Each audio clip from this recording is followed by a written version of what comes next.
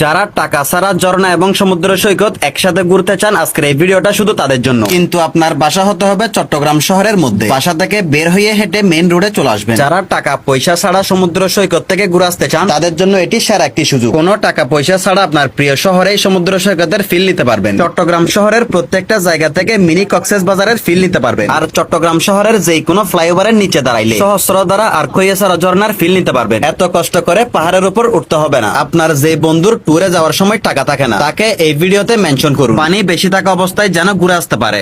জনগণ, আমাদের বাসার সামনে বিশাল একটা কক্সবাজার চলে এসেছে। তো সবাই আমাদের জন্য চিড়া আর মুড়ি রেডি রাখিও। মনে হয় কিছুক্ষণ পরে আমাদেরকে ছাদের উপরে থাকা লাগতে পারে, যে হারে পানি বাড়তেছে। তো এই কক্সবাজার মাছ ধরার জন্য আমি রেডিমেডি হইলাম। তো ঘরের সামনে তো ফাইন একটা কক্সবাজার, যদি জাল না মারি কেমনি। তো জাল মারি গেলে যাইয়ে আরো কন্ডে উদান একটু।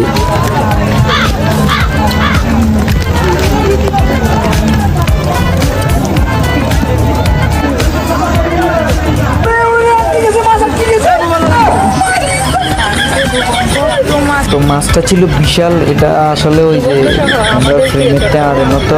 ও বন্যা, ও বন্যা বন্যা রে, এ তো পানি কুতাইতে আইলাই। ইন্ডিয়ার পানি চাইরা দিছে, ইন্ডিয়ার পানি চাইরা দিছে, বদমাস লাইটা মুদি বাই। ও বন্যা। এটা হলো বাংলাদেশের চট্টগ্রাম নগরীর বর্তমান অবস্থা। প্রধানমন্ত্রীর কাছে আমাদের আবেদন, একটা করে বন্যা কার্ড দেওয়া হোক। দেশে তো সব কিছুর কার্ড দেওয়া হচ্ছে, আমাদের একটা করে বন্যা কার্ড দেওয়া হোক। এটা হলো আমাদের চট্টগ্রাম শহর। আর শহরটা আপনারা দেখতে পাচ্ছেন ভিডিওর মাধ্যমে যে ভয়াবহ বৃষ্টিতে আজকে পরিস্থিতি প্রচুর খারাপ। আর এখানে দেখতে পাচ্ছেন শিল্প কারখানা যখন ছুটে তখন তাদেরকে আরও বাসায় যাওয়ার পরিস্থিতিতে আরও কষ্ট হয়ে ওঠে। আর যত বৃষ্টি বাড়ছে আর অতই রাস্তাঘাট পানিতে আরও বেড়ে যাচ্ছে। আর এই বৃষ্টি কখন থামবে এখনও কোনো জানা যায়নি।